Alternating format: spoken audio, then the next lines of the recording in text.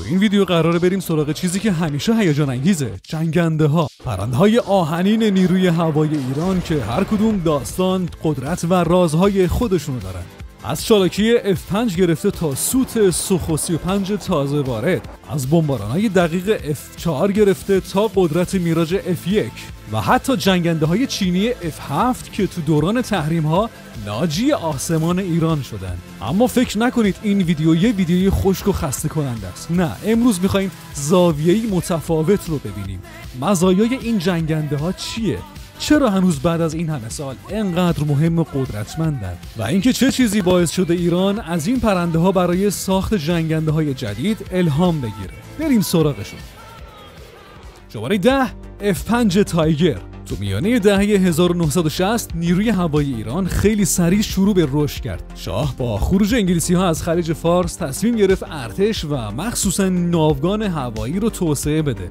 اون موقع F5 یه جنگنده ارزون بود که برای کشورهایی ساخته شده بود که نمیتونستن جنگنده‌های گرون بخرن، اما برای نیروی هوایی ایران یه گزینه عالی بود تا هم با یه جت موافق صوت آشنا بشه، هم قدرتش بیشتر شه. ایران سال 1965 اولین سری جنگنده‌های موافق صوت خودش یعنی F5A که مدل تک سرنشینه رزمی بود و F5B که مدل دو سرنشینه رزمی و آموزشی بود رو تحویل گرفت.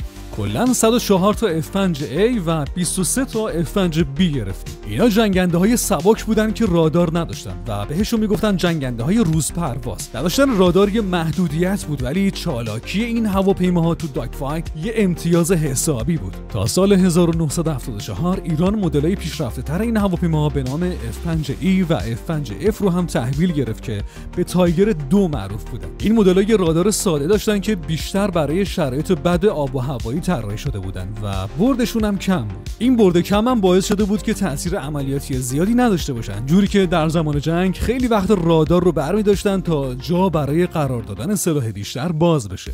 در مجموع 166 تا F5E و F و 16 تا RF 5A شناسایی تحویل ایران شد. برنامه این بود که بین سالهای 1362 تا سال 1370 این جنگنده‌ها با F16 جایگزین بشن. قبل از انقلاب یه سری از F5A و F5B به عربستان، اتیوپی، ترکیه، یونان و ویتنام جنوبی فروخته شد. بعدش هم وقتی جنگ ایران و عراق شروع شد، F5 به خاطر برد کوتاه و رادار ضعیفش بیشتر تو مأموریت‌های خط مقدم استفاده می‌شد و کمتر تو عملیات‌های عمقی شرکت می‌کرد. این هواپیماها تو داگ فایت خیلی خوب بودن، ولی گاهی هم توسط میگ 21 و میگ 23 عراق شکار می‌شدن، مخصوصا تو مأموریت‌های خط مقدم. خلاصه الان بین 50 تا 70 تا فروند F5 تو ایران فعالن و تو گردان‌های مختلف مثل گردان 12 شکاری تو مهرآباد تهران، گردان 21 و 22 تو تبریز و گردان‌های 41 تا 43 تو دسفول فعالیت میکنن. دلیل اصلی که F5 هنوز تو ایران در حال خدمته، سادگی و طراحی و وجود قطعات یدکی از زمان شاهه و علاوه بر این ایران تونسته یه سری از قطعات رو بومی سازی کنه و اگه نیاز باشه قطعات از خارج هم به راحتی وارد میشه. شماره 9 F4 فانتوم. اواخر دهه 1960 شاه دنبال یه جنگنده پیشرفته تر بود، یه جنگنده بمب‌افکن دوربرد که توانایی شلیک موشک‌های هوا به هوایی راداری رو داشته باشه. واسه همین F4 فانتوم که بهترین جنگنده اون زمان آمریکا بود رو سفارش داد. اولین فانتوم‌های ایران تو شهریور 1347 وارد کشور شدن. 16 تا F4D که بعداً هم 16 تا دیگه بهشون اضافه شد. تا سال 1357 ایران کلاً 32 تا F4D، حدود 177 تا F4E و 16 تا هم RF 4E تحویل گرفت و سومین دارنده بزرگ فانتوم خارج از آمریکا شد. در جنگ ایران و عراق فانتوم ها ستون فقرات نیروی هوایی بودند و به خاطر توان سوختگیری هوایی عملیات عمقی موفقی رو انجام دادند. این جنگنده ها علاوه بر بمب‌های سقوط آزاد، موشک ماوریک و بمب‌های هدایت لیزری پیووی 1 رو هم حمل می‌کردند. بعد از جنگ هم ایران این هواپیماها رو ارتقا داد و تسلیحات بومی مثل بمب قاست و موشک نصر رو روش آزمایش کرد. در حال حاضر فانتوم ها تو گردان‌های 31 تا 33 همدان، 61 و 62 بوشهر، 91 و 92 بندرعباس و 101 چابهار فعالند. تعداد عملیاتیشون هم حدود 50 تا 65 فروند تخمین زده میشه. که 3-4 تا RF-4E هم توشونه. کشور ما تو پروژه هایی مثل دوران این هواپیماها رو با HUD نمایشگرهای رنگی و قطعات دیجیتال ارتقا داده و حتی موشک‌های روسی و چینی هم روشون تست کرده. بعد از F5 فانتوم پرشمارترین جنگنده نیروی هوایی ایرانه.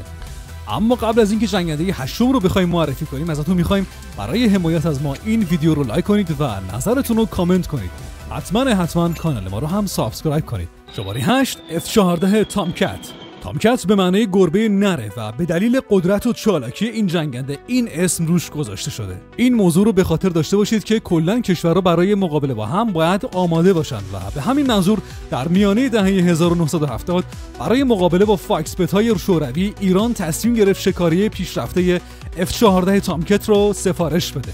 تامکت به چند کشور دیگه هم پیشنهاد شد ولی ژاپن، اسرائیل و عربستان F-15 گرفتن و کانادا هم F-18 رو انتخاب کرد. ایران تا قبل از انقلاب 79 تا از 80 تا فروند سفارش داده شده رو تحویل گرفت. 2 فروند قبل از انقلاب و 11 تا دیگه هم تو جنگ با عراق از دست رفتن که 3 مورد تو درگیری هوایی بود. با این حال تامکت ها با سرنگونی 120 تا 150 هواپیما تو جنگ حسابی درخشیدن.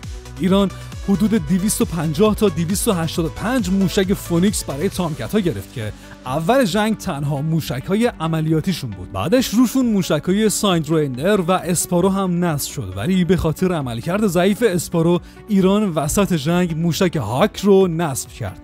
تو اواخر جنگ حتی به بمب‌های سقوط آزاد هم مجهز شدن، ولی نقش اصلیشون همچنان دفاع هوایی بود. ما در ویدیوهای آینده انواع موشک‌های ایرانی رو هم به طور خاص بررسی و معرفی می‌کنیم. بنابراین کانال ما رو سابسکرایب کنید، چون حتی اگه به مسائل نظامی علاقه نداشته باشید با ویدیوهای ما دانستنی‌های نظامی براتون جذاب‌تر میشه. با تموم شدن فونیکس ها ایران موشک فکور رو توسعه داد که یه نسخه از فونیکس با برد 60 تا 100 کیلومتره و تو تست ها موفق بوده. امروزه تامکت ها تو گردان 81 شکاری اصفهان و 82 شکاری بوشهر خدمت میکنن و اصفهان پایگاه اصلیشونه. شماره 7 چنگدو G7. میانه جنگ ایران و عراق به خاطر تحریم ها و فرسودگی ناوگان ایران به جنگنده چینی F7 رو آورد. این جنگنده ها که کپی چینی میگ 21 بودن در 2 مرحله وارد ایران شدن. مرحله اول 18 فروند تک سرنشینه و 7 فروند 2 سرنشینه تو دهه 1980 و بعدش 5 فروند سال 1995 وارد ایران شد. ایران نسخه F7 رو گرفت که اولش تجهیزات غربی داشت، ولی به خاطر فشارهای سیاسی تجهیزات داخلی روش گذاشت و به اسم F7N به ایران داد. این جنگنده در 2 سال آخر جنگ وارد عملیات شد و تو نقش هوا به زمین با بمب مارک 82 و راکت ها به کار رفت. اگرچه مشکلاتی مثل سرعت فرود بالا و نقص سیستم هیدرولیک داشت، ولی از F5 پیشرفته تر بود. همینطور سامانه HUD، هشداردهنده راداری و مسافتیاب لیزری که داشت دقت عملیات هوا به زمین رو بیشتر میکرد. رادارش هم بهتر از F5 بود، ولی بردش تفاوت چندانی نداشت. در حال حاضر F7 تو گردان‌های 51، 52 و 53 امیدیه و نسخه های آموزشیشون تو اصفهان فعالن. توانایی حمل بمب‌های سقوط آزاد، خوشه‌ای و راکت انداز رو دارن و موشک‌های PL7 هم روشون نصبه، ولی نسبت به F5 توانایی حمل تسلیحات کمتری دارن و برای نقش هوا به زمین به ارتقا نیاز دارن، ولی در کل تو درگیری هوایی مدرن کارایی محدودی دارن. شماره 6 میراژ F1. جنگ خلیج فارس که شروع شد 24 فروند میراژ F1 از عراق به ایران پناهنده شدند. این هواپیماها شامل نسخه های تک سرنشینه EQ6 و 2 سرنشینه BQ3 بودند. EQ6 پیشرفته ترین مدل عراق و BQ3 نسخه آموزشی با توان رزمی کامل بود. این میراژا رادار سیرانا 4M داشتن که ضد کشتیه. بعضی منابع میگن که بعضیشون رادار اگیو هم داشتن که تو ماموریت‌های ضد کشتی قوی‌تر بود. بعد از ورود به ایران میراژا تقریبا 10 دهه زمینگیر بودن و تعداد کمی از خلبانا باشون پرواز میکردن. اول به پایگاه مشهد منتقل شدن و حتی گفته شده یه فروندشون احتمالاً با موشک استینگر قاچاقچیا ساقط شده، چون اون موقع نیروی هوایی ایران با فناوری فرانسوی آشنا نبود و کمبود تسلیحات مثل موشک‌های ماژیک و سوپر 530 هم مشکل ساز بود. بعدها ایران برای اینکه بهتر از این هواپیما بهره برداری کنه یه تغییراتی روشون انجام داد، از جمله نصب تجهیزات F5 و مخازن سوخت این جنگنده ها روی میراژ ها. موشک‌های غربی سایندویندر و PL-7 چینی هم روشون آزمایش شد، ولی کاراییشون پایین بود و باعث شد که استقبال نشه. حتی شایع شده موشک ضد کشتی نور هم روشون نصب شده. امروزه حدود 18 فروند میراژ F1 تو ایران عملیاتی هستن، ولی مشکلاتی مثل عدم عملکرد رادار و سامانه ناوبری باعث شده کاراییشون محدود باشه. این هواپیما توی گردان شکاری مشهد و بخشی هم تو چابهار مستقرن، ولی به خاطر تعداد کم و مشکلات فنی نقش خیلی محدودی ایفا میکنن. خب تا اینجا نگاهی داشتیم به جنگنده‌های آمریکایی، چینی و فرانسوی که تو نیروی هوایی ایران خدمت میکنن، اما این لیست هنوز تموم نشده.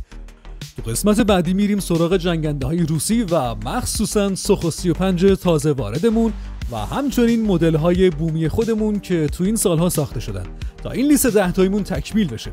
اگه دوست داری بیشتر درباره توان هوایی ایران بدونی، قسمت دوم رو از دست نده.